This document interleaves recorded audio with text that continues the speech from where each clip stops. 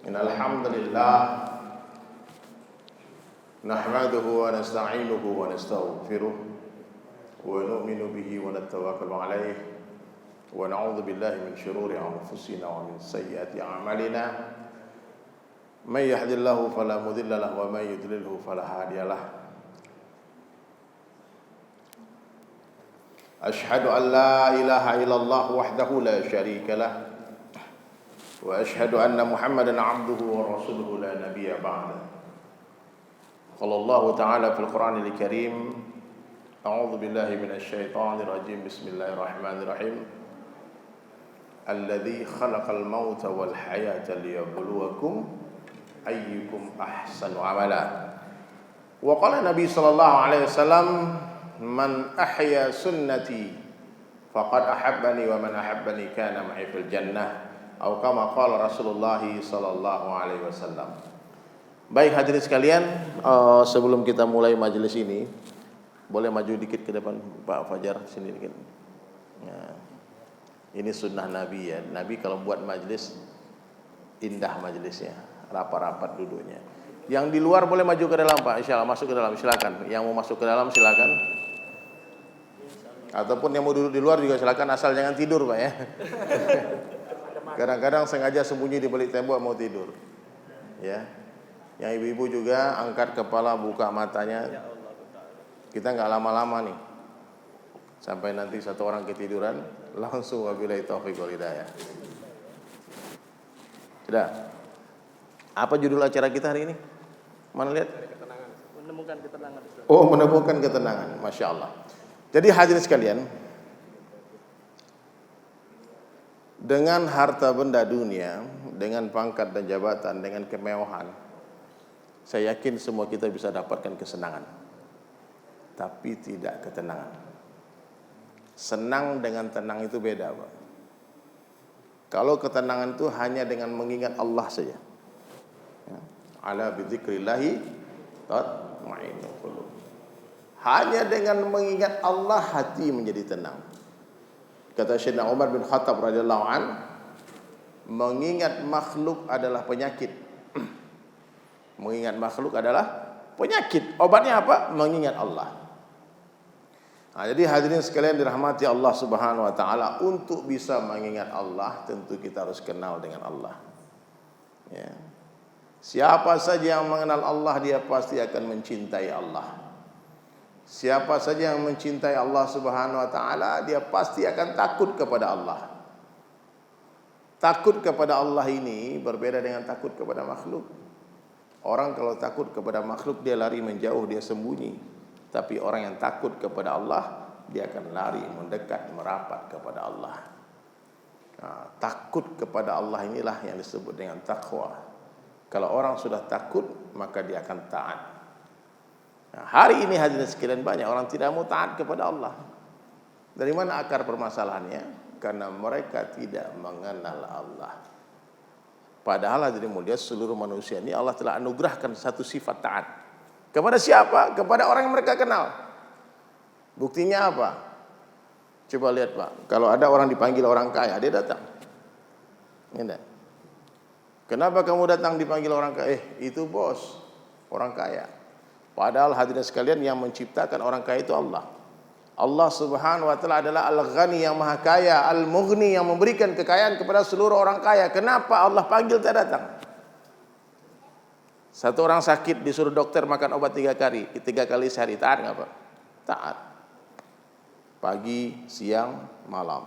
Makan obatnya setelah makan ya Pak ya.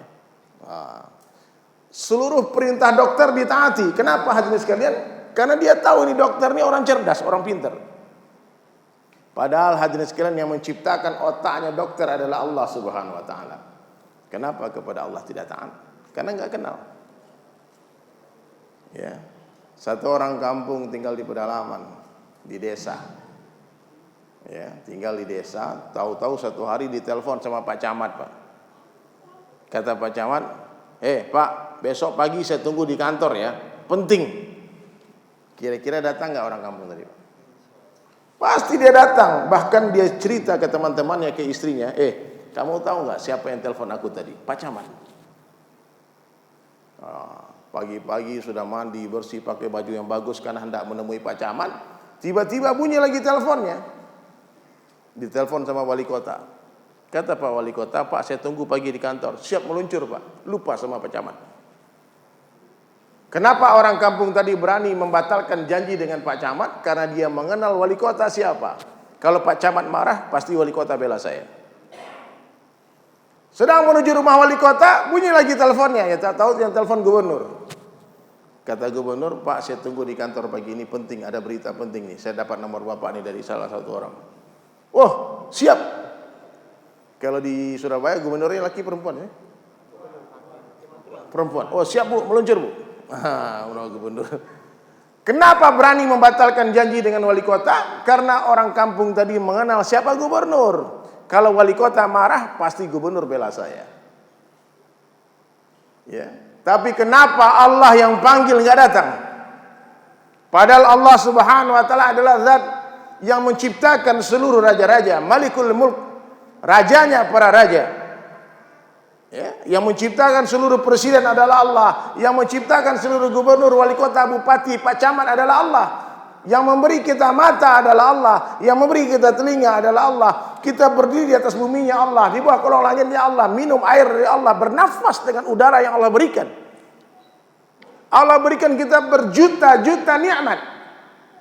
Diberi anak, diberi istri, diberi rumah, diberi kendaraan, diberi suami, diberi pangkat jabatan, diberi popularitas, diberikan begitu banyak skill, kemampuan yang orang nggak miliki, kita miliki.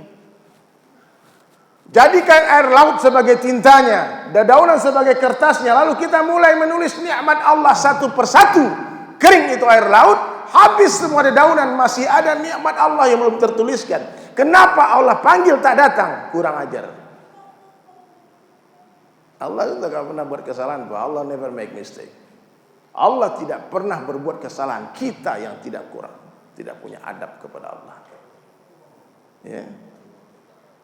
Kita kasih orang makan 3 hari aja Pak, ngasih orang makan 3 hari, terus kita panggil, nggak datang, hari keempat berhenti bantuan. Tapi Allah Maha Baik. Ada orang yang umurnya 70 tahun, dipanggil berjuta kali, tak sekalipun dia dengarkan, dia hiraukan panggilan Allah. Tapi Allah tetap bagi makan, Allah tetap bagi rezeki, Allah tetap tunggu mereka kembali kepada Allah. Berjuta kesalahan yang kita lakukan, Allah tetap setia menunggu kita pulang. Dan Allah itu sempurna kebaikannya. Kadang-kadang asbab satu kebaikan hambanya, Allah hapus semua keburukan. Ya. Makanya orang beriman itu tenang hatinya Pak. Dia sangka baik kepada Allah. Beda dengan manusia. Manusia ini kadang-kadang gara-gara satu kesalahan kita dihapus semua keburukan kita, semua kebaikan kita. Gara-gara satu kesalahan kita, dia tutup pintu, nggak boleh ketemu sama sekali. Ya.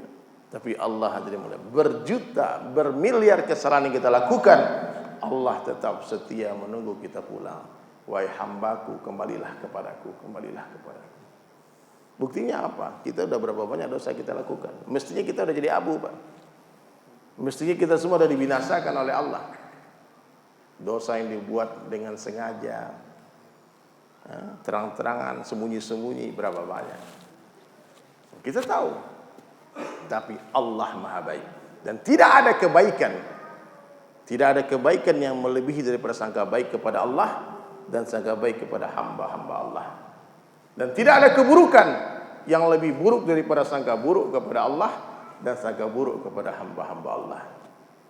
Nah, jadi hadirin sekalian, orang beriman dia tak mungkin gelisah, tidak mungkin dia galau, stres, nggak mungkin. Orang beriman itu kalau saja dia bisa istiqamah imannya 24 jam, maka Allah akan berikan kebahagiaan dan ketenangan 24 jam. Tapi kadang-kadang iman ini ada, kadang-kadang tidak. Kadang-kadang naik, kadang-kadang turun. Bahkan ada orang kata Nabi di akhir zaman, zaman kita ini, pagi dia beriman, sorenya kafir. Ada orang yang sorenya dia beriman, paginya dia kafir. Maka hadirin dirahmati Allah Ta'ala, Nabi memberikan sebuah amalan kepada kita semua. Sederhana amalannya. Apa kata Nabi? Jaddidu imanakum. Perbaharuilah iman kalian, tingkatkan iman kalian. Lalu seorang sahabat bertanya kepada Rasulullah sallallahu alaihi wasallam, "Kaifa nujaddidu imanana ya Rasulullah?" Bagaimana cara memperbaharui iman kami ya Rasulullah? Maka Nabi menjawab, aksiru min qawli la ilaha illallah. Banyak-banyaklah kalian mengucapkan kalimah la ilaha illallah. Berapa banyak, Pak? Sebanyak-banyaknya, sampai orang mengira kita gila. Sampai kapan kita ucapkan itu kalimah la ilaha illallah? Sampai kita mati. Dan di akhir kalam kita mampu mengucapkan kalimah itu, dakhalal jannah, pasti masuk surga. Nah, jadi hadirin dirahmati Allah SWT, ini penting. Untuk memperbaharui iman ini penting, menjaga iman ini penting. Karena musuh kita luar dalam, Pak. Musuh kita ini luar dalam. Dari dalam diri kita ada syahwat kita, ada nafsu kita. Ini bahaya, Pak. Dari luar diri kita ada iblis, syaitan, laknatullah alaih. Iblis dan para pengikutnya. Iblis itu punya tentara syaitan, Pak. Iblis itu induknya, bosnya itu iblis, Pak. Anak buahnya syaitan namanya. Sifatnya itu syaitan. Minal jinnati wan nas, dari kalangan jin dan manusia. Ada syaitan itu yang enggak nampak dari kalangan jin, ada yang nampak. Syaitan yang nampak itu suka ngomong gini lah. Ayo bro, mana? Ayo. Itu syaitan yang mana, Pak? Anda nggak ada duit, Anda bayarin. Itu syaitan yang nampak, Pak. Bahaya itu, Pak. Tapi ingat, musuh dari dalam diri kita adalah nafsu kita, syahwat kita. Musuh dari luar diri kita adalah iblis, musuh yang nyata, dan syaitan, dan lingkungan yang buruk, dan kebiasaan yang buruk. Saya mau tanya, 1 ekor ular di dalam rumah, mana yang lebih berbahaya daripada 1000 ekor ular di luar rumah?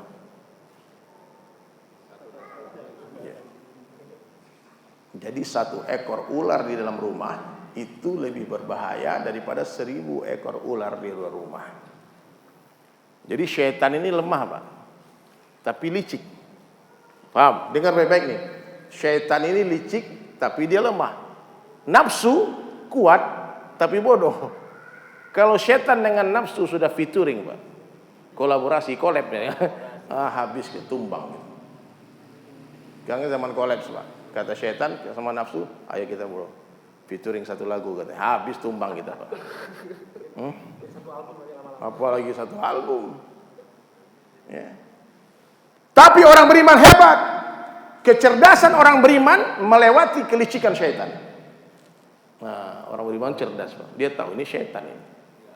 Nah, nafsu ini, Pak, dia suka membisik-bisikkan sesuatu, memberikan usul. Nafsu ini suka ngasih ide, Pak.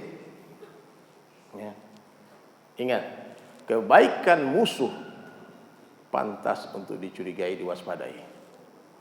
Ya, kebaikan seorang musuh pantas untuk dicurigai. Kita punya musuh, Pak. Hari ini fitnah kita, hari ini jelek-jelekin kita. Pokoknya caci maki kita tiap hari dia. Ini orang benci banget sama kita. Tahu-tahu suatu hari ngantar kari kambing, Pak. Antum pantas curiga nih, jangan-jangan di dalam kari kambing ini ada racunnya. Kenapa? Yang ngantarin kari kambing musuh. Paham? Jadi kalau syaitan dan nafsu itu memberikan usul, Pak, begini bro, bagusnya begini, jangan didengar. Bahaya, Pak. Nah, makanya jangan sendiri-sendiri. Karena Rasulullah SAW mengatakan, hadirin mulia, serigala hanya berani kepada kambing yang terpisah dari rombongannya. Syaitan itu, Pak, hanya kuat sama orang yang sendiri-sendiri. Banyak nanti orang yang masuk neraka asbab dosa yang mereka buat ketika sendirian. Maka berjamaahlah. Kalau bertiga insya Allah aman, Pak. Kalau berdua masih kong kali kong tuh, Pak. Kalau berdua setan yang ketiganya. Kata setan, bro, ayo mainkan bro. Kita bikin band aja, bertiga kan mainnya. Tapi kalau bertiga, setan nggak berani. Maka berjamaahlah kalian. Berjamaahlah. Ya. Ini jomblo-jomblo, mohon maaf ya, kalau ada jomblo di sini cepatlah menikah. Menikahlah kalian. Ya. Kalau nggak menikah puasa, menaklukkan nafsu ini dengan puasa, menaklukkan nafsu ini dengan musyawarah, dengan berjamaah, menaklukkan syaitan, melumpuhkan syaitan dengan dakwah.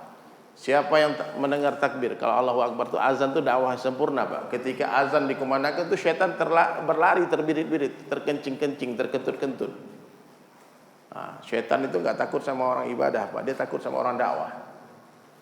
Ya. Maka banyak-banyaklah berdakwah, banyak-banyak ucapkan la ilaha illallah di mana saja, kapan saja, jumpa siapa saja. Ini amalan sederhana sebetulnya yang sering saya ulang-ulang di setiap majelis saya. Ya.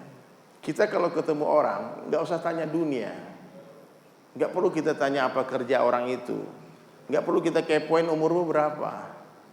Ya. Ada 3 pertanyaan yang nggak dijawab sama Imam Syafi'i. Kalau orang bertanya tiga hal ini nggak dijawab sama beliau. Yang pertama tentang istri. Imam Syafi'i nggak jawab. Istrinya berapa? Tinggal jawab. Mohon maaf ya. Istrinya orang mana? Nggak dijawab. Ya. Saya nggak tahu kenapa alasan Imam Syafi'i nggak menjawab. Ya. Yang kedua, pertanyaan masalah umur. Imam Syafi'i nggak jawab. Umur berapa bro? Boleh dijawab, boleh tidak. Kadang-kadang gara-gara tahu umur orang Pak, yang tadinya kita hormati dia ta'azim, pas tahu umur dia di bawah kita, anak kemarin sore, langsung hilang Pak. Saya pernah ngalamin tuh perasaan itu. Jadi ada satu orang ustadz, berwibawa, saya kagumi dia luar biasa. Saya cium tangan dia bolak-balik kalau ketemu Pak, masya Allah. Satu hari ngobrol, mau ustadz, kelahiran tahun berapa? Dia bilang 81. Oh, saya bilang adek gua ini. Habis itu nggak manggil ustadz lagi, panggil bro aja. Umur nggak perlu dijawab, ya. Kadang-kadang hadirin mulia, gara-gara kita jawab umur kita, orang pikir, oh ini terlalu tua untuk didengarkan, nggak ngerti zaman. Ataupun terlalu muda, ini terlalu muda untuk didengarkan. Maka Imam Syafi'i tidak menjawab pertanyaan masalah pribadi beliau tentang istri beliau, kemudian nggak menjawab tentang umur beliau. Yang ketiga nggak dijawab kalau orang bertanya tentang pekerjaannya apa, profesinya apa. Kadang-kadang Pak, orang tuh mengukur kantong kita. Kerja di mana bro? Mohon maaf ya, bahkan sekarang sekolah-sekolah tuh di formulir pendaftaran berapa gaji orang tua. Antum nggak usah tulis itu Pak, karena jumlah iuran sekolah anak antum tergantung dengan gaji itu. Ada aja nanti itu proposal masuk ke dalam. Boleh dijawab juga, tapi nggak dijawab juga nggak apa-apa. Jadi Islam hadirin mulia, agama yang sangat menghargai privasi. Islam itu agama yang sangat menghargai privasi orang. Jadi kalau orang sibuk dengan diri dia nggak sibuk memikirkan orang lain, tenang hidupnya dia. Nggak usah kita pikirkan orang beli mobil terus mikir berapa DP-nya. Ada Pak. Saya dulu bawa mobil, tahu-tahu datang orang, bro, ini mobil DP-nya berapa? Lah, apa urusannya dia mau tahu DP mobil saya berapa? Tapi kadang-kadang begitu manusia Pak, suka kepo. Dan saya pernah dapat satu pelajaran sangat berharga waktu di India. Saya pernah pergi belajar dakwah di India. Kemudian saya dapat daerah Tashkil itu dikirim ke sebuah kota namanya Bhopal. Saya digabungkan dengan satu rombongan dari Australia, Kanada, South Africa. Jadi satu jamaah itu 9 negara Pak. 9 negara. Dan sampai di Bhopal, saya terkesan dengan satu orang anak muda dari Melbourne, orang Australia, bule mualaf masuk Islam, namanya Hamzah Bilal. Orang tinggi, ganteng, putih. Pas lagi makan-makan, saya tanya sama dia, "Are you married?" Kan kita biasa di Indonesia nanya, "Kamu udah nikah?" Terus dia bilang, "Iya, alhamdulillah." Dia baru masuk Islam 2 tahun. Terus saya tanya, "Istrimu orang mana?" Kita kan lugu-lugu bertanya istrimu orang mana Pak. Di Indonesia kan biasa aja kan. Orang bocor orang mana kan gitu biasa kan. Terus dia nggak jawab karena kami lagi makan berjamaah waktu itu. Kemudian setelah makan dia panggil saya. Dia baru 2 tahun masuk Islam, tapi Allah berikan understanding, kepahaman tentang Islam luar biasa. Dia panggil, "Sulaiman, come." Dia panggil, saya bicara 4 mata di pojok masjid. Dia bilang begini, "Brother, next time, lain kali, please don't ask about somebody else's wife. Kapan-kapan nanti kamu nggak usah bertanya tentang istri orang." Saya bilang, "Emang kenapa? Kan biasa aja." Because dikatakan karena kampung istri itu is aurat. What for hijab? What for hijab? Allah memberikan syariat hijab. Kalau kamu harus membuka lagi hijab tentang perempuan. Saya kalau mendengar sendal wanita aurat, saya sering dengar. Jemuran wanita aurat sering. Ibu-ibu ini kalau jemuran kain hati-hati ya. Karena banyak laki-laki ini otaknya gila. Dia lihat pakaian perempuan Fantasi dia. Makanya kadang banyak hilang-hilang kadang-kadang jemuran-jemuran itu kan. Nah, ada tuh yang kerja itu yang gila dengan pakaian dalam perempuan. Hati-hati jemuran. Kalau nama perempuan aurat pernah saya dengar. Tapi kalau kampung istri aurat baru saya dengar dari orang yang baru 2 tahun masuk Islam. Namanya Hamzah Bilal. Saya bilang, "Woi, kenapa kau bilang kampung istri aurat?" Dia bilang, "Okay, let's say. Tadi kamu bertanya kita lagi makan, ada 10 brothers. We have 10 brothers. We eat together. Kita ada 10 orang jamaah. Dan 10 orang ini memiliki 10 intelektual yang berbeda-beda, tingkatan intelektual, karakter yang berbeda-beda, iman yang berbeda-beda. Not everybody like you, bro. Tidak semua orang seperti kamu katanya, memiliki pikiran bersih. Let's say, dibagi saya berpikir, coba kalau waktu itu saya jawab, istri saya, my wife come from Japan. Istri saya orang Jepang. Ada 10 orang mendengar tentang Jepang, they have 10 different pictures about Japanese. Ada 10 gambar yang berbeda tentang Jepang. Satu orang akan membayangkan Jepang, oh Jepang, oh samurai. Ada satu orang membayangkan Jepang, oh Doraemon ya, Jepang ya. Ada yang membayangkan Jepang tuh sushi, makanannya. Pas mendengar Jepang yang terbayang bunga sakura, Gunung Fujiyama. Ada yang membayangkan Jepang tuh ada pegulatnya sumo. Ya. Tapi ada juga orang yang mendengar Jepang yang terbayang sejenis makanan, miyabi. Nah, itu jenis makanannya. Itu orang tua, ya. Mungkin dia pikir itu. Mohon maaf ya. Not everybody like you guys. Tidak semua orang seperti kamu, bersih pikirannya. Bahkan ada yang sudah berfantasi mungkin dengan orang Jepang, bermaksiat. Nah, bisa dipahami ya. Jadi nggak usah nanya tentang bini orang. Istrimu orang mana? Istri kita sudah kita hijab, dengan jilbab, nggak usah dibuka. Jadi hadirin mulia, memang indah Islam ini. Islam ini agama yang sangat menghargai privacy. Urusan pribadi kita dijaga, kehormatan orang Islam dijaga. Sehingga membicarakan dosanya orang lain di dalam Islam ini dosanya lebih besar daripada dosa orang itu. Membicarakan dosanya orang lain, dosanya lebih besar. Hati-hati antum nonton di sosial media. Ya, saya sering berpikiran hadirin mulia, kenapa banyak orang-orang yang tadinya maksiat, preman-preman, perempuan-perempuan gak benar, tiba-tiba dapat hidayah jadi orang baik. Ketika dapat hidayah, dia menjadi orang soleh dan solehah banget. Padahal dulu maksiat terus-terusan. Kenapa? Karena ketika mereka melakukan kemaksiatan, banyak transferan amal pahala dari orang-orang ahli ibadah yang menggunjing mereka di dalam masjid. Ya. Nah, maka mulai hari ini hadirin mulia, kalau mau tenang, mencari ketenangan hati, yang pertama, sibukkan diri dengan zikrullah, penuhi hati dengan Allah, dunia di tangan, di hati jangan, mobil di garasi jangan masuk hati. Di hati hanya Allah saja, la ilaha illallah. Di mana saja, kapan saja, ingat Allah, libatkan Allah. Itu yang pertama. Ya.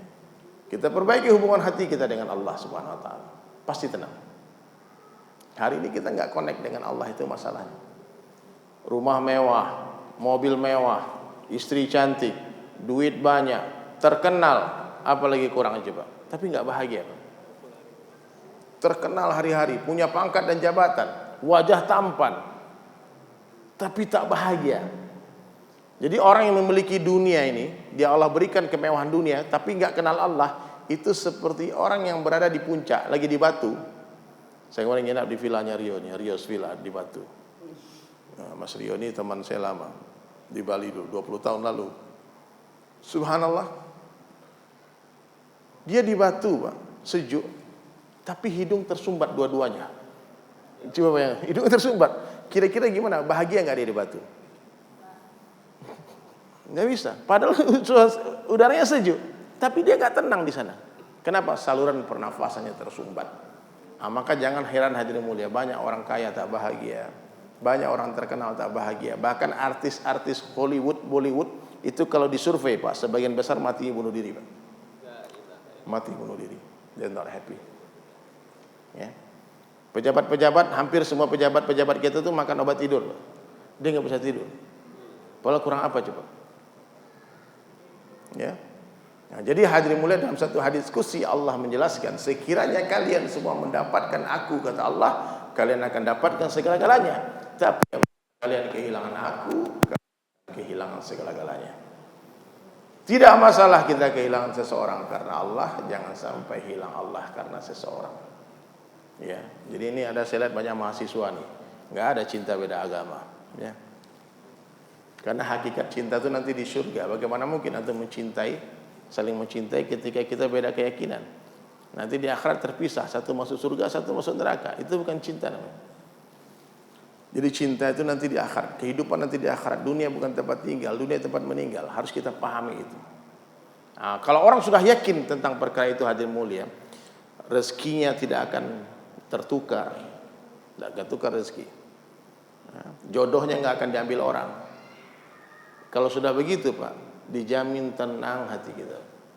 Hari ini kita akan takut itu gara-gara takut rezeki kita diambil orang. Kita padahal makan satu piring nih, yang rezeki kita masuk ke mulut kita, yang rezeki orang masuk ke mulut orang. Ya, tidak mungkin kita memakan rezekinya orang lain, dan tidak mungkin kita menikahi jodohnya orang lain. Tidak mungkin. Ya, ada siapa? Jadi kalau mau tenang, yang pertama diperbaiki apa? Hati kita. Karena ketenangan itu di sini, Pak, di hati. Rasa itu milik Allah. Rasa itu milik siapa? Milik Allah. Allah kuasa menjadikan surga rasa neraka dan neraka rasa surga. Suka-suka Allah aja. Nabi Ibrahim alaihissalam di dalam kobaran api, orang-orang bertanya, bagaimana rasanya api, wahai Ibrahim? Dia katakan seperti taman-taman surga. Namrud di dalam istana mewah, dia hidup seperti di dalam neraka. Fir'aun juga begitu, terhina meskipun raja. Fir'aun itu sampai mati jadi raja, Pak, bukan 2 periode, 3 periode. Sampai mati jadi raja, tenggelam di Laut Merah. Tapi apa yang terjadi, hadirin mulia? Fir'aun terhina. Di sini di Surabaya ini ada nggak ibu-ibu punya anak namanya Fir'aun? Ada. Atau kalian ada nggak yang nama Fir'aun berdiri? Coba mana Fir'aun? Ada nggak ada? Padahal raja, tapi hina. Jadi Allah berkuasa memuliakan orang biasa tanpa menjadikan dia raja. Allah pun berkuasa menghinakan raja-raja, menghinakan presiden, gubernur, wali kota, bupati, tanpa mengambil kerajaannya, tanpa mengambil kekuasaannya, tanpa mengambil jabatannya. Dia tetap jadi presiden, dia tetap jadi wali kota, bupati, tapi seluruh mata jijik lihat muka dia bisa. Ya. La ilaha illallah. Everything in the hand of Allah. Semua berada dalam genggaman Allah. Apa saja yang Allah kehendaki terjadi pasti akan terjadi. Apa saja yang Allah kehendaki tidak terjadi, tidak akan terjadi.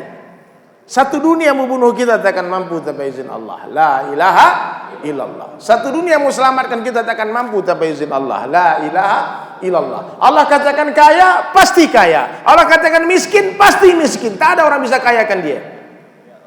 Kesalahan terbesar orang-orang kaya apa? Menganggap dia kaya karena dia pintar. Bukan, Pak. Kita kaya bukan karena kita pintar. Karena Allah yang memberikan kekayaan. Allah Al-Ghani Al-Mughni. Paham?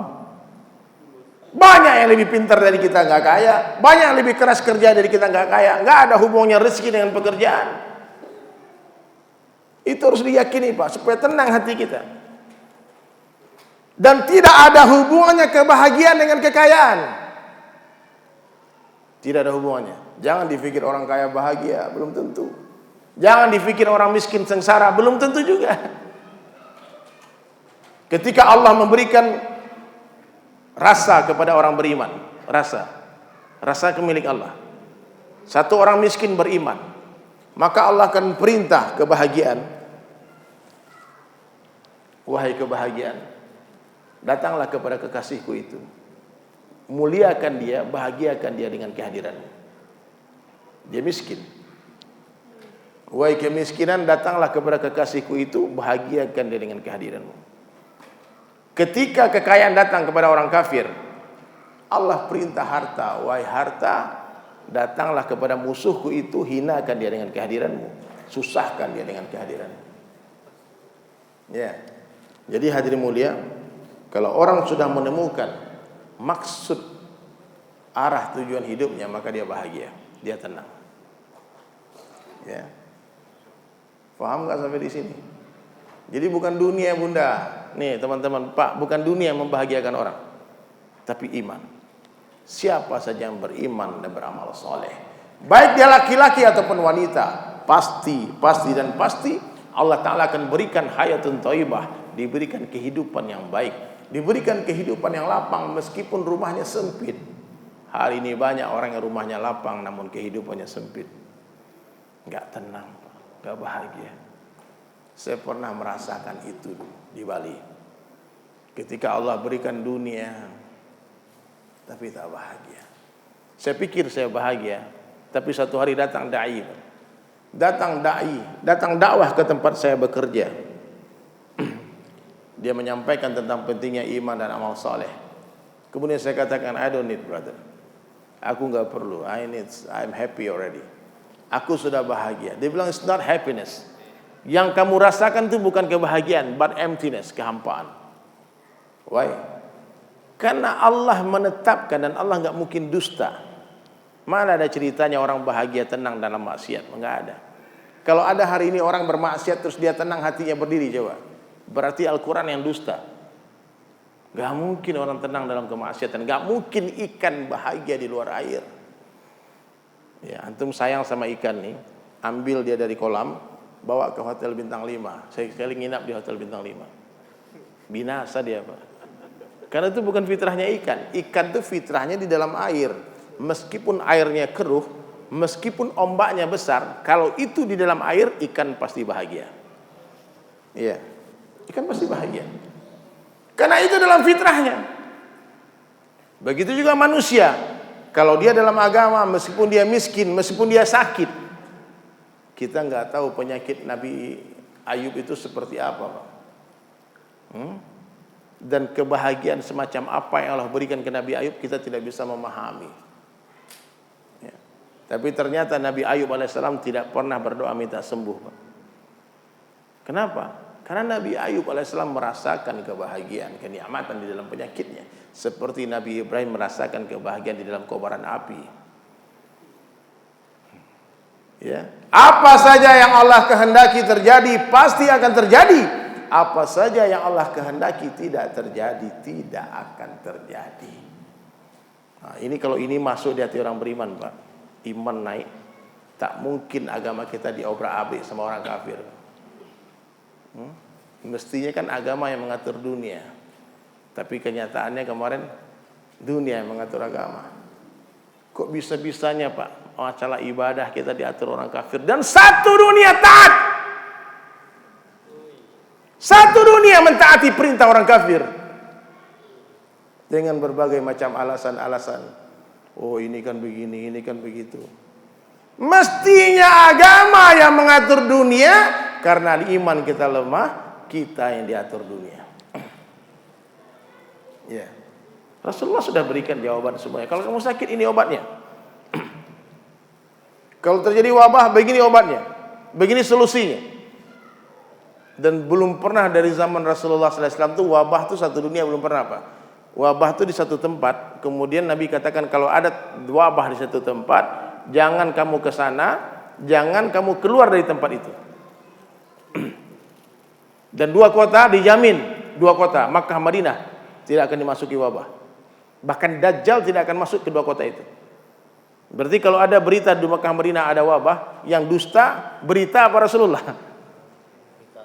Berita dusta. Tapi mau diapain? Iman kita lemah, kita tunduk kepada orang-orang kafir. Kenapa? Karena kita hidup kita nggak ikut sunnah. Kita berhutang kepada mereka, terhina. Hutang itu kalian tahu nggak? Hutang itu kegelisahan di malam hari, kehinaan di siang hari. Itu hutang. Selagi umat Islam tidak hidup dengan sunnah Nabi Sallallahu Alaihi Wasallam, masih hidup dengan cara orang-orang kafir, jangan harap ketenangan akan datang. Kita kan temanya mencari ketenangan, Pak. Antum mau tenang, hidup sederhana. Simple life, simple problem. Sederhanakan kehidupanmu, sederhana masalahmu. Makan, minum sederhana. Pakaian sederhana. Rumah sederhana. Kendaraan sederhana. Pernikahan sederhana. Ini keperluan hidup. Keperluan ini perlu ada. Gak ada pun gak apa-apa. Iya. Keperluan itu perlu ada. Kalau gak ada, Allah gak marah. Orang mati kelaparan gak masalah. Orang mati gak punya pakaian, Allah gak murka. Orang mati nggak punya rumah sampai mati di kos-kosan nggak masalah. Orang mati nggak punya mobil, nggak punya motor, nggak ada urusan, nggak ada masalah. tidak akan mendatangkan laknat Allah. Orang mati nggak punya suami, nggak punya istri, nggak punya anak, tidak akan mendatangkan laknat Allah. Ya. Kita perlu toilet, tapi jangan bodoh 24 jam duduk dalam toilet. Kalau selesai hajat kita di toilet, cepat-cepat keluar dari toilet, sempurnakan maksud hidup kita. Hari ini orang 24 jam dalam WC, 24 jam mikir makan minum, 24 jam bikin pakaian, dia baju udah banyak, beli lagi, 24 jam pikir kendaraan, mobil sudah bagus, pengen lagi dapat lihat mobil tetangga bagus, stres dia, pusing dia, aduh kapan lagi aku punya mobil itu. Iya, sudah punya rumah sederhana, pengen dibesarin lagi, udah punya rumah besar, tambah lagi satu di sana, satu di sini. Sudah punya istri solehah cantik, lihat yang lain, pengen lagi nambah satu, Pak. Itu manusia, Pak, nggak cukup-cukup, Pak. Akhirnya gelisah hidupnya, nggak tenang hidupnya. Iya. Ini keperluan, Pak. Seperlunya. Kalau antum perlu mobil 2, belilah 2. Seperlunya. Perlu mobil 3, beli 3. Iya, Pak Fadlah ya. Ada orang perlu rumah 2, silakan rumah 2. Seperlunya. Begitu juga dengan istri, seperlunya. Ya. Perlu satu-satu, kalau perlu 2-2 boleh. Dalam Islam itu boleh, ibu-ibu ya. Orang Islam ini diatur dalam agama di Al-Quran, boleh punya istri lebih dari 1. Tapi nggak boleh banyak-banyak, bolehnya 4 aja. Ya, boleh. Tidak boleh menentang ini. Kalau menentang ini murtad. Siapa yang menentang ayat ini murtad. Tapi seperlunya. Kalau kita perlunya 1 piring, jangan makan 2 piring, nanti muntah. Paham? Dunia ini keperluan seperlunya. Semakin sederhana keduniaan seseorang, semakin tenang hidupnya dia. Iya.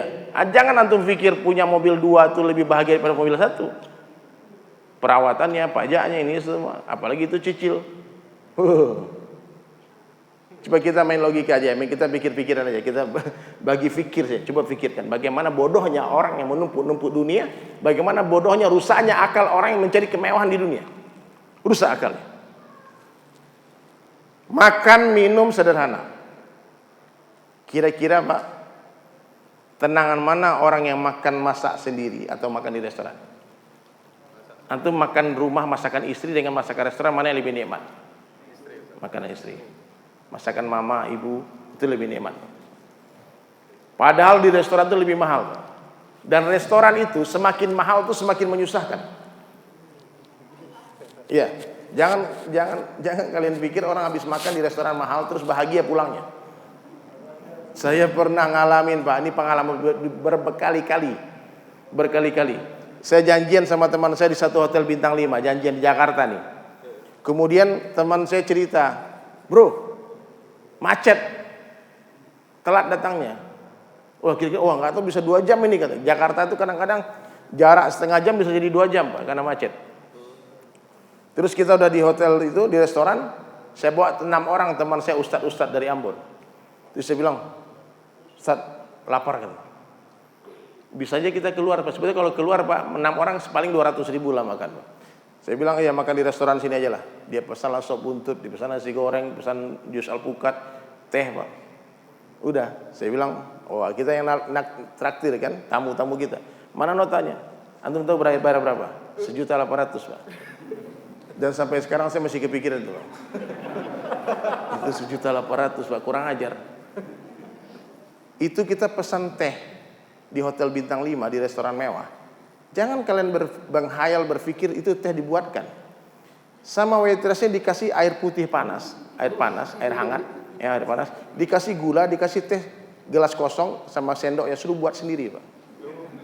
Dan itu 100.000 bayarnya. Coba kalau makan di warteg, makan di pinggir jalan, Pak, 5.000 itu dibuatkan terus kalau perlu sama mbok yang jual tuh dipegang, Pak, disuapin, Pak. Mau minum. Gak apa-apa, boleh. Ada jasa servis tambahan.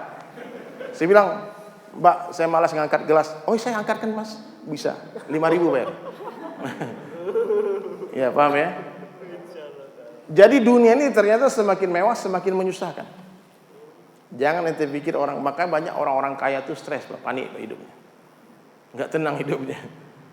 Di Palembang lebih ngeri lagi, Pak. Gaya-gaya nih mau makan, ada orang makan di dekat pinggir Sungai Musi. Terus saya bilang sama istri saya, wah kita ini orang baik nih. Kita bayarin semua orang itu. Makan satu meja itu kita bayarin. Terus pergi ke kasir. minta nota 4.800.000. Saya cuma pikir, Pak, aduh, gimana? Dan sampai sekarang pun masih kepikiran uang itu. Jangan dipikir bahagia pulang makan di sana, Pak. Makan itu semakin mewah semakin menyusahkan, betul nggak? Nah, coba kalau kita makan di pinggir jalan, makan warteg, makan itu nasi pecel, makan rujak cingur, satu porsi cuma berapa aja, bisa traktir orang banyak. Maka Rasulullah SAW mengajarkan satu hari makan, satu hari enggak. Kalau Nabi makan, Pak, ikan laut nggak dicampur darat. Kalau masakannya ikannya ikan darat nggak dicampur laut. Kalau masak kambing nggak ada ikannya. Coba lihat ibu-ibu sekarang masak, Pak. Di mejanya ada ikan lautnya, ada telur dadarnya, ada dagingnya, ketopraknya, semua komplit. Seng-osengnya semua. Kadang di dapur 4 jam makan cuma 10 menit. Nggak masuk akal, Pak. Nah, makanya kalau orang paham agama, Pak, mulai disederhanakan keperluan makannya. Pakaian juga begitu. Sekaya-kayanya orang, Pak, jadi bajunya satu, sarung satu, celana satu, kan? Betul nggak? Nggak ada orang kaya tuh, Pak, yang tiap jam ganti warna. Jam 7 pakai baju warna merah, jam 8 ke warna hijau, jam 9. Karena kaya kan, orang kaya. Nah, kok ganti-ganti terus warna, Bu? Baju saya banyak, orang kaya. Ataupun 10 lapis langsung, kamu lihat nih, ini yang di sini nih, Singapura nih. Yang di sini beli di Jakarta, di Tanah Abang, gitu. Nggak ada. Buat apa baju yang banyak itu? Nabi tahu nggak punya baju berapa? 3 lembar. Kalau datang baju baru, yang lama kasih sahabat. Kalau mau tenang hidup, Pak, sederhanakan pakaian. Saya pakaian saya alhamdulillah sederhana, jahit sendiri, Pak. Dulu kalau nggak bermerek itu gatal, Pak. Harus branded. Nah, harus branded. Sekarang nggak peduli lagi. Ya. Gayanya gini-gini aja. Orang kalau nggak ikut sunnah, Pak, hidupnya capek, Pak. Baru mulai beli baju satu baju, tahu-tahu keluar desain baru, yang lama udah kuno. Malu makainya. Betul nggak? Kemudian hadirin mulia, makan sederhana, pakaian sederhana, rumah.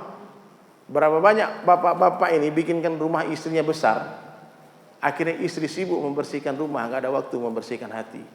Bahkan maaf, tidak ada waktu membersihkan diri. Pas pulang ke rumah dia bingung mana yang istri, mana yang pembantu, sama baunya. Karena sibuk ngepel rumah sepanjang hari kan, rumahnya kegedean. Rumah Nabi sebesar apa? 3 kuburan saja. Kuburan Rasulullah, Abu Bakar, Sayyidina Umar, itu 3 kuburan. Kalau kalian pernah umrah, nanti ziarah ke Madinah, di makam Rasul Masjid Nabawi, di tengah-tengah Masjid Nabawi ada Raudhah. Raudhah itulah dulu rumahnya Rasulullah dengan ibunda Aisyah, Humairah radhiyallahu anha. Di sana kuburan Rasulullah, Sayyidina Abu Bakar, ayahnya ibunda Aisyah, dan Sayyidina Umar bin Khattab radhiyallahu anhu. Sekarang rumah kita betapa besarnya dan kita masih kurang bersyukur. Ya. Kendaraan sederhana. Semewah apapun kendaraan orang, Pak, dia lihat-lihat saja. Kapan dia perlukan dia pakai. Nggak ada orang 24 jam di dalam mobilnya. Ya enggak? Mobilku bagus nih. Nah, maka kendaraan sederhana dan pernikahan pun sederhana. Ya, nikah itu sederhana. Nikah itu jangan sampai banyak anak-anak muda hari ini nggak mau menikah hanya gara-gara nggak mampu menyewa gedung mewah, nggak mampu menyewa catering yang mewah. Simple life, simple problem. Ya, handphone ini kalau sederhana aman kita, Pak. Hilang pun nggak sakit hati, santainya kan. Coba kalau handphone ini, handphonenya iPhone, sekarang 13 ya, 25 juta harganya. Handphone 26 berapa? Iya, 30 juta. iPhone 13 30 juta, Pak. Teman saya, Pak, minta beliin handphone sama maknya ceritanya. Dulu handphone fold itu yang lipat-lipat itu 32 juta harganya, Pak. Terus dia bilang sama maknya, "Bu, aku beliin dong, itu HP mahal itu." Berapa harganya kata ibunya? 32 juta. Kata ibunya di lemari ada tuh. Terus dia cari. Enggak ada apa, Mak? Itu ada kakak, kau coret namamu di sana kata. Emosi maknya. Ini motor harga satu motor NMAX, Pak. Satu handphone sama dengan motor NMAX. Emosi maknya. Kau coret namamu. Coba bayangkan kalau handphone semahal itu hilang. 2 orang itikaf di masjid. 1 orang HP Nokia lama, Pak, yang 300.000. Dia baru beli di pinggir jalan di HP second itu. Cuman casing baru, tapi 300 ribu harganya cuma. Satu orang punya HP 30 juta. Lalu 2 orang ini minta izin sama takmir masjid, Pak, boleh nggak Pak, saya ngecas handphone Pak. Kita mau itikaf, nanti jam 2 kita mau bangun nih. Kita mau qiyamulail. Jam 10 mereka mau tidur. Ya, bangun jam 2. Lalu dua-duanya hadirin bilang ngecas handphone di masjid. Mulai dia tidur. Saya mau tanya Pak, kira-kira yang bisa tidur nyenyak siapa? Iya. Itu yang handphone 300 ribu, itu ditulis sama dia, tolong ambil aku. Itu maling tersinggung Pak. Culik aku, ambil aku Mas. Nggak mau Pak. Yang HP mahal Pak, nggak karu-karuan Pak. Sebentar kaget. Makanya hadirin mulia, orang-orang kaya itu hidupnya sering panik Pak, sering stres. Maka saya ajarkan nih teman-teman semua ya, sahabat yang kaya raya itu banyak, sahabat yang multi bilioner itu banyak. Abdurrahman bin Auf, Utsman bin Affan itu berkali-kali menginfakkan 1000 ekor kuda, 1000 ekor unta, 700 ekor kuda, berkali-kali, bukan sekali. Tapi tak satu pun sahabat yang hidup bermewah-mewahan. Bagi mereka Pak, sumpu lampu kebesaran saja. Sayyidina Utsman itu pernah menegur istrinya gara-gara sumbu lampu kebesaran. Kan satu orang sahabat miskin datang ke Rasulullah, ya Rasulullah, aku ingin ini itu, aku tolong ya Rasulullah, siapa yang bisa bantu aku? Kata Rasulullah, datang kepada Utsman, kau adukan keperluan hidupmu kepada Utsman. Lalu sahabat miskin datang ke rumah Sayyidina Utsman bin Affan radhiyallahu an. Sesampai di depan rumah Sayyidina Utsman, dia mendengar Sayyidina Utsman radhiyallahu an menasihati istrinya. Dikatakan, sayang, Dek, itu sumbu lampumu kebesaran, kecilkan, mubazir. Allah nggak suka orang mubazir. Itu sahabat miskin Pak, mundur teratur Pak. Dia bilang, wah, nggak bisa ini. Aku miskin, tak pernah aku tegur istriku masalah sumbu lampu. Ini Utsman ini pelit orangnya nih. Dia balikkan masjid, duduk lagi di masjid, jumpa Rasulullah. Kata Nabi, kenapa? Nggak jadi ya Rasulullah, nggak usah. Maksudmu? Saya nggak menyangka si Utsman itu sepelit itu. Kenapa? Masa sumbu lampu jadi tegur istrinya? Lalu kau bicara sama Utsman nggak? Nggak usah ya Rasulullah, nggak perlu. Ngambul Pak, nggak mau. Kata Nabi, kau balik lagi ke rumah Utsman, adukan keperluan hidupmu kepada Utsman. Jadi Nabi itu Pak menyuruh kita, boleh kita datang kepada orang yang kaya, yang suka hartanya diminta, boleh Pak. Tapi orang kaya yang bakhil jangan datangi Pak. Ada orang nih kaya, dia suka dimintai, boleh kita datang, kayak Sayyidina Utsman. Bahkan dia sengaja memakai baju-baju bagus supaya orang-orang miskin tak malu datang kepada dia untuk minta-minta. Niatnya begitu. Lalu kembalilah sahabat yang miskin tadi ke rumah Sayyidina Utsman dan menceritakan hajat dia. Apa kata Sayyidina Utsman kepada istrinya? Wahai istriku, berikan seluruh keperluan saudara kita ini, semuanya. Jadi bagi mereka 100.000 rupiah untuk perkara dunia adalah pemborosan, 100 miliar untuk perkara akhirat adalah kecerdasan. Paham? Maksud Allah memberi kita harta yang berlebih itu bukan untuk bermewah-mewahan. Maksud Allah memberi kita harta yang berlebihan untuk dikirimkan ke akhirat. Ya. Kalau kita membantu orang miskin, kita sedang membantu memperbaiki dunia mereka, tapi mereka sedang membantu memperbaiki akhirat kita. Nah, jadi hadirin sekalian, simple life, simple problem. Kalau sederhana kehidupan kita, insya Allah tenang hati kita.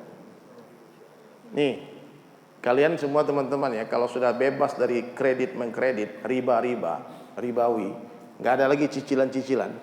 Welcome to the peaceful life. Selamat datang dalam ketenangan, kebahagiaan hidup. Ya, nggak usah punya mobil, nggak apa-apa daripada punya mobil dicicil. Hah? Kalian beli mobil mewah Pak, dicicil. Mobil mewah dicicil. Terus panggil teman kita nggak punya mobil, yang miskin. Bro, ayo naik mobil. Saya mau tanya, kira-kira yang menikmati mobil itu siapa Pak? Kawan kita yang miskin tadi Pak. Waduh Pak, Masya Allah. Gila nih bro. Setiap jengkal mobil kita Pak dicium sama dia. Wangi kali mobilmu nih. Terus dia lihat di atas, ini apa ini? Itu sunroof. Bisa buka ya? Dibuka Pak, dia masuk kepala ke atas Pak. Wih kayak Ustaz Somad aku katanya. Kayak Prabowo katanya. Dada gitu. Dia bahagia naik mobil mewah kita Pak. Tapi yang punya mobil Pak suntuk. Karena 2 hari lagi cicilan masuk. Bodoh Pak. Hah? Yang menikmati mobil mewah itu bukan orang yang punya mobil, tapi yang nggak punya mobil. Ya, saya sering ceritakan nih Pak. Sebelum wafatnya itu almarhum Vanessa Angel, sama suaminya, dia bikin story di atas mobil Alphard. Dia bilang, Beb, ini rasa-rasa kayak masuk surga ya. Dia pikir naik mobil Alphard tuh rasa-rasa masuk surga katanya. Kenapa? Dia nggak punya mobil. Dia punya mobil Pajero yang kecelakaan itu cuma. Mobil Alphard belum dia miliki. Ternyata memang benar dunia ini hanya indah sebelum dimiliki. Makanya lebih baik nggak usah dimiliki Pak, biar indah terus. Ya, serius. Ya. Saya juga begitu pengalaman dulu Pak. Saya dulu sebelum punya mobil Alphard, saya punya Pak, bukan pamer itu. Allah kasih, bukan karena saya kaya, tidak. Allah kasih hantarkan mobil itu. Kemudian hadirin mulia, pertama membawanya enak. Saking enaknya kami nggak nyaman Pak. Terlalu enak. Dibalikin sama orang yang memberikan hadiah itu. Kita nggak mau mobil ini. Akhirnya dia pakai aja Ustaz, ini buat dakwah. Akhirnya kita pakai. Itu mobil hadirin mulia sekarang saya nggak tahu di tangan siapa mobil itu. Bergila 1 tahun terakhir itu bergantian orang minjam. Bro, aku pinjam 1 bulan, mau pakai sebulan. Bukan disewakan, orang pakai aja. Biasa aja itu mobil Pak. Ternyata mobil itu indah sebelum dimiliki. Kalau udah dimiliki biasa-biasa aja. Coba aja. Paham? Itu rahasia dunia. Dunia ini hanya indah sebelum dimiliki. Kalau sudah dimiliki biasa-biasa aja. Ya. Antum menghayal lihat perempuan cantik. Oh ini kalau aku nikah ini aku bahagia nih. Coba aja Pak. Perempuan tuh Pak, mohon maaf nih ibu-ibu ya, mohon maaf tanpa merendahkan perempuan, karena saya juga istri saya perempuan, anak perempuan, terus ibu saya juga perempuan, nggak merendahkan perempuan ya. Tapi ini rahasia sebetulnya ya. Miss Universe tahu tuh, Putri Indonesia tahu. Jadi perempuan tercantik di dunia itu ternyata Pak, kentutnya bau. Iya, nggak percaya, tanya ibu-ibu. Kalian baru tahu aja, laki-laki yang paling ganteng di dunia itu Pak, kalau nggak sikat gigi 2 hari bau toilet mulutnya. Kalau dia nggak mandi, busuk. Itu dunia. Makanya dunia ini Pak, semakin dekat kita dengan dunia, semakin terlihat kekurangannya. Beda dengan Allah. Ketika kita semakin dekat dengan Allah, semakin terlihat kesempurnaannya. Maka orang yang beriman hidupnya tenang, bahagia terus, bahagia never end. Non-stop kebahagiaan orang beriman. Tapi kalau orang mencintai dunia, semakin besar cinta kita kepada dunia, maka semakin besar kekecewaan yang akan menghantam kehidupan kita. Semakin besar harapan kita kepada makhluk, maka semakin besarlah kekecewaan yang akan menghantam kehidupan kita. Maka berharaplah hanya kepada Allah saja. Ya. Orang kalau berharap sama Allah nggak mungkin kecewa. Nggak mungkin kecewa. Kalau masih kecewa, berarti belum berharap kepada Allah. Orang beriman itu sangat baik sama Allah. Untung. Gimana bahasanya ya? Untung bannya bocor. Jadi Rio ini pernah cerita sama saya dulu. Dia punya teman, punya guru. Dia nggak pernah mengeluh. Jadi kalau ban motornya bocor, terus dia tambal di pinggir jalan itu, dia cuma bilang sama teman-teman, untung bannya bocor. Kalau nggak bannya bocor, kita nggak ketemu sama tukang tambal ini kan. Untung bannya bocor. Sangka baik kepada Allah. Kita nggak pernah tahu. Kemarin waktu sebelum berangkat ke Malang, saya janjian sama Bang Rio ini di Surabaya. Janjian mau keluar di tol Surabaya, mau ke Malang lewat tol. Tahu-tahu Pak Fadlah, nih ada di sini orangnya. Dia keluar di Kediri Pak. Akhirnya kami masuk jalan kampung ke Batu Pak. Mesti sampai di Malang itu di Google Map dari Bandung jam 1. Akhirnya jam 5 kami sampai. Ya. Pas baru salah masuk jalan itu, masuk jalan kecil, jalan kampung. Mulai mengeluh, aduh mau balik lagi gimana, mau balik lagi gimana. Terus saya bilang itu, ini pasti yang terbaik. Ini untung kita lewat sini. Kalau enggak mungkin kita ketemu di sini. Akhirnya apa yang terjadi hadirin Pak? Kita lewati jalan itu dengan penuh ketenangan. Karena orang kalau tidak menerima ketetapan Allah, dia menderita dalam hidupnya. Contohnya nih macet. Kalian macet, janjian sama orang. Kata orangnya jam 12 on time ya bro. Kalau ente nggak datang jam 12, ya Pak, buka matanya Pak, jangan tidur Pak. Kalau ente nggak datang jam 12, cancel bisnis. Sementara akad bisnis ini kalau jadi nih untung 1 M. Jam 12 kurang 5 macet total Pak. Padahal estimasi kita udah sampai, tahu-tahu ada kecelakaan mobil. Wah, nggak mungkin mobil kita di jalan tol, mau keluar dari mana? Akhirnya stuck itu mobil di sana. Orang yang tidak beriman, dia akan gelisah waktu itu, dia akan stres waktu itu, akan panik waktu itu. Waduh bro, 1 M nih hilang. Aduh. Sementara mobilnya nggak bisa terbang. Mobilnya masih di sana juga. Dia gelisah, dia panik, dia susah, sempit hati, tapi keadaan tidak berubah. Tapi orang yang beriman, ketika mobil itu macet, dia katakan, untung macet. Ini pasti yang terbaik dari Allah. Maka dia selesaikan dengan duduk berzikir kepada Allah, mendengarkan Al-Quran di mobil. Tenang hatinya. Karena orang beriman yakin rezeki tak akan tertukar. Dia sangka baik. Mungkin kalau aku ketemu orang itu sekarang, itu penipuan, mungkin nanti aku masuk penjara. Dia sangka baik kepada Allah. Maka orang beriman itu bahagia hidupnya. Coba kalau orang gak terima ketetapan Allah. Ada orang yang dijadikan laki-laki gak terima, mau jadi perempuan. Akhirnya sampai mati susah hidupnya Pak. Dia ejek-ejek sama anak kecil di jalan, diketawain. Bencong, banci. Iya, susah hidupnya Pak. Di masyarakat dikucilkan. Ya, dia nggak terima. Ya, jadikan perempuan nggak terima. Pengen jadi laki-laki. Ya. Dikasih tubuh pendek pengen tinggi ya. Gimana nggak panik hidupnya Pak? Sebentar jinjit, kalau foto jinjit terus. Udahlah, biasa aja lah. Ya, dikasih kulit hitam pengen putih. Akhirnya habis sudah uang suaminya beli skincare, Pak. Mukanya kira putih, lehernya hitam. Ya. Jadi memang benar ini, Pak. Orang kalau nggak menerima ketetapan Allah, susah hidupnya. Nggak mungkin tenang hatinya. Ya. Saya di Bali lama tinggal Pak. Besok juga mau ke Bali, hari Rabu ke Bali. Saya pernah ketemu kawan bule. Wow, muka kulitnya Pak pink, putih, bersih. Itu bule kalau sampai di Bali Pak, kerjaan mereka apa? Jam 11 siang itu dia berjemur di Pantai Kuta sampai jam 2 Pak. Gila nggak? Dia berjemur dikasih minyak kulitnya. Kalau sudah hitam itu kulit, dia selfie, dia upload di Facebook, di Instagram, dikirim ke ibu bapaknya, dia bilang, you see, my skin exotic. Dia bangga kalau kulitnya hitam. Yang putih pengen hitam, yang hitam pengen putih. Itulah manusia. Yang rambut keriting di rebonding. Yang rambut lurus dikeritingin. Ini ada cerita nih yo. Saya pernah dakwah di Papua. 2011 itu saya khuruj 4 bulan masuk pedalaman Papua. Jadi di Papua ini banyak cerita lucu-lucu ya Pak. Banyak mereka mau Papua ya. Lucu-lucu yuk. Kalau kita hari-hari itu di masjid guling-guling ketawa mendengar orang Papua itu ngelawak. Jadi ada ceritanya orang Papua ini Pak. Orang Papua ini kalau mereka dapat duit, mereka tidurnya bukan di rumah Pak, bukan di honai, di got. Kenapa? Mabuk, cap tikus. Dia beli minuman, khamar, kemudian dia mabuk. Jadi suatu hari suami istri berantem.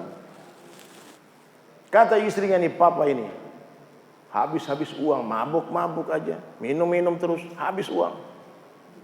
Kata suaminya, hei mama yang habis-habis uang. Dibilang, tiap minggu rebonding, lurusin rambut terus. Tunggu dulu papa, kita rebonding biar terlihat cantik di mata papa. Ngana pikir kita nih mabuk buat apa? Biar kalian cantik di mataku katanya.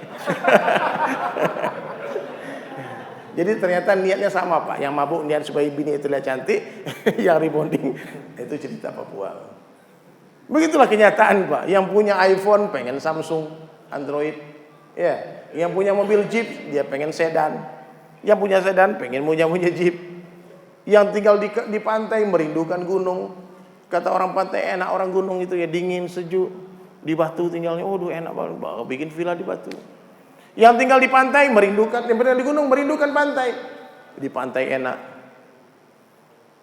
Itulah dunia, fata morgana, tipu-tipu, jangan tertipu daya. Makanya saya buat syair itu, wahai manusia, jangan engkau tertipu daya oleh dunia yang fana, sebagai tempat ujian bagi kita. Dunia sementara, akhirat selama-lamanya. Orang kaya, orang miskin, raja-raja, happy lah sedikit. Semua suntuk aja kalian. Gimana, nggak bahagia kalian? Gimana? Coba semua teriak mati ya. Semua teriak mati dengan suara yang keras ya.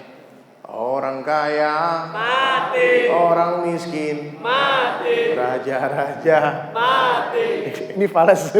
Ini mainnya nggak di E, nadanya E. Jangan terlalu tinggi. Ayo jual lagi ya.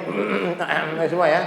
Orang kaya mati, orang miskin mati, raja-raja mati, rakyat biasa mati, yang di luar mati. Suruh masuk nggak mau ya. Yang bersandar mati. Ini banyak. Yang di tengah mati, yang ceramah mati. Semua pergi menghadap ilahi. Dunia yang dicari tak ada yang berarti. Dunia yang dicari takkan dibawa mati. Sebuah syair itu untuk apa? Mengingatkan diri saya dan semua orang. Kematian itu pasti. Dan Nabi menjelaskan orang yang paling cerdas dalam pandangan Allah siapa? Adalah orang yang paling banyak mengingat mati dan mempersiapkan bekal matinya.